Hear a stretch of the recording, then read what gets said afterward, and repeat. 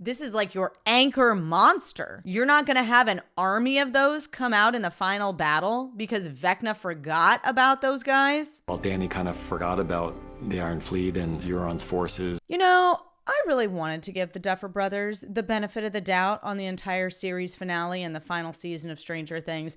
And then I started reading the interviews, and then I started watching the interview clips. And let me tell you guys, if you sincerely think that so much thought and so much effort was put into this final season for our benefit, the audience, you are being gaslit. Why am I saying that? Let me just show you a few of these examples. Now, I gathered as many examples as I could of the things that really, truly pissed me off. This might not be comprehensive. There might be other things out there. I couldn't find a ton of video clips specifically. I'm a little bit worried about copyright, so a lot of this stuff is going to be me reading excerpts from the written interviews, whether or not there are video components to them. Regardless, I'm going to do my best to make sure that you guys are getting the full context of these quotes. I don't want to make you think that I'm just clipping things without any context on either side of their answers. But some of this shit is just so unbelievable. The Duffer Brothers did an interview with Collider, and the headline of this interview is "All Your Stranger Things series finale questions answered by the Duffer Brothers." And to their credit, they ask a lot of questions and they get a lot of non-answers. One of the first questions they ask is about the military. The interviewer asks, "What happened with the military after blowing up the Upside Down?" The Duffers go, "In that 18-month gap, I suppose there's not much else to do. You can't explore this other dimension. There's no 11 to chase anymore because she's gone. So my guess is they just sort of slowly dismantled operations and left town." You guess? Bro, you wrote the show. I'm sorry. This is one of the biggest plot holes in the entire season and the entire series finale. Our guys would have been arrested. They would have been in federal prison. They actually probably would have mysteriously disappeared and probably been executed or killed or died of mysterious causes in the 18 months following this. You think the military just packs up and says, "All right, that's it. See you later"? I mean, this is so fitting with all the bumbling ineptitude that the military has shown this entire season because nobody has planned anything out. Then they asked about the inconsistency with Will and the hive mind, where sometimes when the Demogorgons are attacked or something from the whole hive mind is attacked or hurt, Will feels that pain. But then they asked why he didn't feel any pain when the mind flayer was being attacked and ultimately killed. They said Will was connected to the hive mind but didn't feel anything when Vecna was impaled and decapitated when the mind flayer was attacked. Why not? And the Duffers say, "Well, we aren't showing him when the mind flayer is being attacked. We aren't showing him when the mind flayer is being attacked." When he's getting decapitated at that point, the mind flayer is dead. And so it, at that point, has severed the connection between him and Vecna. And then Collider doubles down on this and they said, "So you're saying it could be off camera?" And Matt Duffer says, "When the mind flayer is getting attacked, we see how much in pain he is, obviously, even with Henry's memories, but we just wanted to focus on the final battle with our heroes." So instead of answering this question, instead of solving why Will was taken in the first place, what made him special, in case you guys forgot, there's a whole scene in season 1 where 11 points to Will. 11 knows who Will is and knows that he's trapped somewhere. There is a whole buildup to Will getting taken by Vecna that not only is it never answered, not only is his connection with the hive mind never fully addressed, but they literally just wrote it off to say that this happened off camera, maybe, that he was truly in a lot of pain, but they decided to not even show it. This is the laziest writing that... This is unacceptably lazy writing for an entire series finale that has been 3 years in the making and the final chapter to a series that has been running for 10 years, for which we've gotten, mind you, only 5 seasons. That is a season every 2 years. My brother in Christ, you had $500 million and 3 years, and this is what you decided to do with it. This is very amusing to me, just the absolute lack of thought that went into this final season. Do you guys remember all the fan theories circulating around the D&D game, the campaign that Eddie planned in the very beginning, the first episode of season 4, when Erica rolled the D20 and they're like, oh, we only have like 13 hit points. We need to get to 20. And then there were all these theories about 11 and 8 and Henry and how all of that possibly adds up to like a D20 to finally defeat the Mind Flayer. Yeah. All of that was a total coincidence. Specifically, Matt Duffer says, you know what I liked? There was one that was the rolling of the D20 and like 8, 1, and 11 adding up to 20, which is just a total fucking coincidence. But I think that's kind of rad. But then you would have had to redeem Henry, which would have not been rad, but I just thought that was clever. You wrote the show. You have made it so important for us to look at every single detail in previous seasons because those things have supposedly leveled up to more bigger things. And yet you're just throwing shit out there like, oh yeah, that was a coincidence, guys. We never did that on purpose. And then maybe you guys have been wondering why Vecna needed precisely 12 children to complete his plan to merge these two worlds. That question is answered in this Collider interview as well. It's no specific reason other than he realized how much power he could exert from will, and to do something of this scale of moving the planet, I don't know exactly how we did that math. They don't know. It was just a guess. Now they do say, they jump in and they say, thematically or symbolically, we liked the clock symbolism. But the clock didn't go anywhere. The grandfather clock didn't go anywhere. The chimes didn't go anywhere. It didn't mean anything. It wasn't leveling up to any of that in the series finale. Cool. Okay. Whatever. Let's just keep going. And then one of the last questions that I was very amused by in this Collider interview, Murray, who, if you recall, never got an epilogue. This dude has been so critical to the plot and so useful to our team. Season 2, he was the one who came up with the watered down plan to explain Barbara's death. Season 3, he's the one who could speak Russian, so he could communicate with Alexei, and they figured out that the Russians were opening another gate. He was also the one that helped Hopper and Joyce sneak in to the Russian lab underneath the mall, and the three of them together ended up closing the gate. Season 4, he goes with Joyce to Russia to free Hopper, and then they go back into the prison and destroy all the Demogorgons. So like, and then even in season 5, he's the one smuggling supplies into them.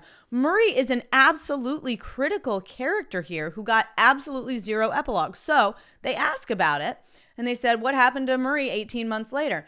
And the Duffer brothers go, they go, oh, that's a good question. What do you think, Ross, is going on with Murray? And then Ross says, I don't know. I think Murray's doing pretty well, though. Maybe he's teamed up with Mr. Clark, another person who didn't get an epilogue. And then he said, and then Matt said, I think he wants to be a private eye. It's fine. Okay. All right. It's up to the audience to interpret. It's up to the audience to write the whole season. It's fine. Let's move on. I want to talk about this Variety interview because this is just ridiculous. So the Variety interview asks a couple more questions. Specifically, they ask about the connection that's supposed to be there between Joyce and Hopper and Henry, because there's a whole connection there that comes from the play, the stupid play, the first shadow that nobody's ever seen, that was heavily referenced in season 5. And in the play, which we saw some of this in the memories that Max walks through and then walks through with 11 and 8, where Henry Creel is not only much older than he was made out to be in season 4, but he's actually the star of a high school play that Joyce directs. So there's this whole supposed connection, this whole intimate affiliation between Joyce and Henry Creel, and it's talked about more in the play, but with Hopper as well, that is never fully addressed in this final season, never levels up to anything.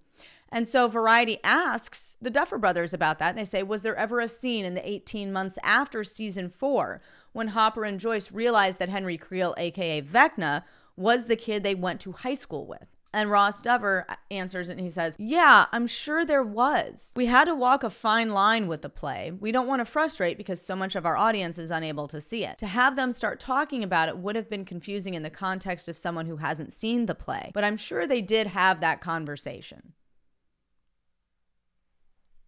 Okay. All right. Nothing levels up to anything. Nothing is important. Why even put it, if it was confusing, if it was going to be confusing to people and you didn't want to fully explain it, why put it in at all? This is the problem. I've never seen the play. I'm unable to see the play. You can only see the play if you live in London or New York. This is the problem. Regardless of whether the play is good, the fact that it had so much influence and was so heavily referenced in the final season is a problem because the Duffers wrote themselves into a corner here. Either you're kind of leaning more into the play or you're not leaning into the play. Well, why would you lean into the play when so many people are unable to see it? I don't know. Should we explain it more? Should we reference it more? Should we try to build it into the season or have it build up to something? No, we're just going to have it out there. You know, it's probably going to be a spinoff series, which is exactly what they're doing. Because that is the next question they ask in this Variety interview, where they say the Mind Flayer is the real evil, which is what we asked about in our Volume 1 postmortem. But if you had to define what that rock in the briefcase is, how would you describe it? And they go, well, we don't know. And then the interviewer's like, so spinoff? And they go, yep, spinoff. You pinned us down. So annoying. I do want to explain just because people's expectations go in certain directions. The spinoff is going to delve into that and explain that, and you're going to understand it. But it's a completely different mythology. So it's not a deep exploration of the Mind Flayer or anything like that. It's very fresh and very new, yes, but it will answer some of the loose threads that are remaining. So again, some of the reason for this piss poor writing in season 5 is to deliberately leave things unanswered for you in order to tease a new spinoff, in order to tease one of the many new projects that they're investing their time in instead of wrapping up the series for us. And the thing is, it wasn't even a satisfying tease. It wasn't even like somebody asked the question out loud and it's like, I guess we'll never know type of thing. It wasn't a full tease. It was just, it felt so random and so cut in that it didn't feel fully explained. It didn't feel like it was, again, leveling up to anything. It didn't feel like an actual tease. It just felt like this random scene that didn't necessarily need to be there. But just so you guys know, it's so they can sell more of their spinoffs and more of their projects to you. This interview, this is a video clip I'm going to show you guys. So I had a really tough time with The Abyss. I thought it was completely unnecessary. I thought it took us out of the entire world of the Upside Down, which I still feel like we only were just able to scrape the surface of. Like we were still learning like really new things in season 4, like how Will was able to communicate through the lights. Like we saw that scene play out with the older kids as they're getting themselves into the Upside Down. And then we just kind of bypass all that and throw it to the side to go to the Abyss, which is a dimension upon a dimension. And then this interviewer says the same thing that I've been wondering, which is like a wormhole is how you travel through space. In dimensions, like all of outer space is within our dimension. And this just goes to show you how little thought they gave to this whole thing. Is the Abyss a dimension or a planet? Upside Down was always a bridge to this other dimension, and that's where the monsters came from. And we're clarifying it as another dimension, because like in history of film, I always think of wormholes leading to another planet, but other dimension. Yeah, I mean another planet. I mean it is technically another planet. That's right, I suppose. Yeah. Okay. All right. Is it a planet or is it a dimension? I guess it's both. You're telling me that it is a planet in another dimension. I am so annoyed right now. I am so annoyed. Did they just plug in a bunch of references into ChatGPT and just have it spit out a script? Because this is bullshit. I'm sorry. This is bullshit. This is bullshit. And speaking of bullshit, let's talk about the Demogorgons, because in an interview with The Wrap, The rap actually asks the question, hey, so what happened to the Demogorgons? Another question I had, people have been asking, is once they get to the abyss, where are all the creatures? The Demogorgons, Demodogs, the bats, are they hiding? And Matt Duffer says, and I quote, mainly it's just that Vecna was not expecting the sneak attack on his home turf. Never in a million years could he imagine that. They're there somewhere. We obviously discussed having a demo battle on top of the Mind Flayer battle. Vecna, who knows that 11 is out there, who started this war with everybody through the Upside Down, is not expecting this, is not expecting an attack. Okay. I'm going to wear this hat. This is how I feel. And then they go and they dig their hole a little bit deeper, because they do say, we did at some point have that they were going to come across a giant field of demo eggs in kind of an aliens thing, but you can't get all your ideas in there. And then, Matt Duffer says, were they going to come out of the eggs? I can't remember. And Ross Duffer's like, yeah. Are these the same guys who wrote season 2? Did they even watch season 2? Where one of the major plot lines in season 2 was Dustin's pet demo dog that started off as a tiny little slug and then over the course of days became a demo dog. What's going to come out of the eggs? Worms? Caterpillars? You're going to have a full-fledged Demogorgon just clawing its way out of an egg?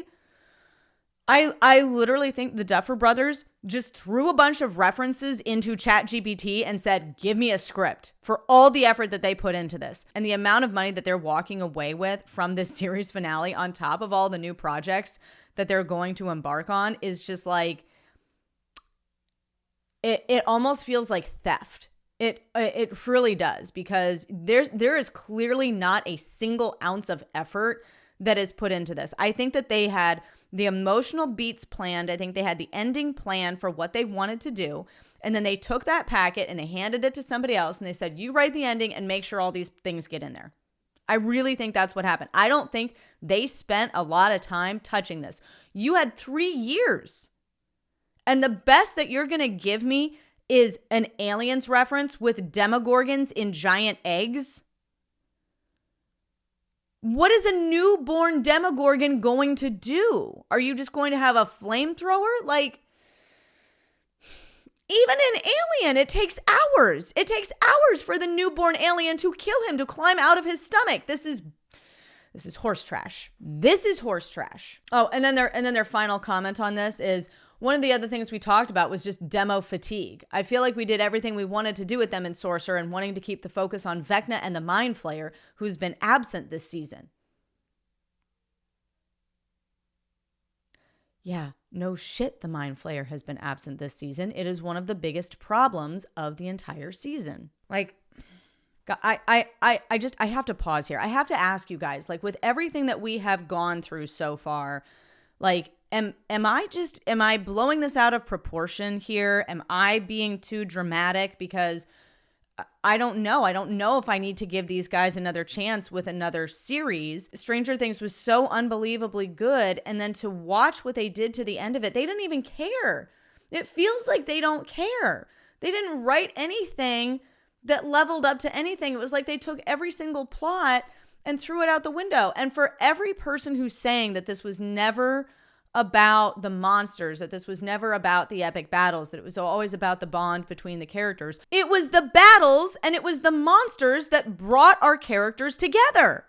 This is the epitome of a plot-driven show. There's thematic shows, there's character-driven shows, and there's plot-driven shows. And this thing has been plot-driven since the very beginning, and now it has all gone to shit. So just give me your thoughts in the comments. Maybe just talk me off a ledge.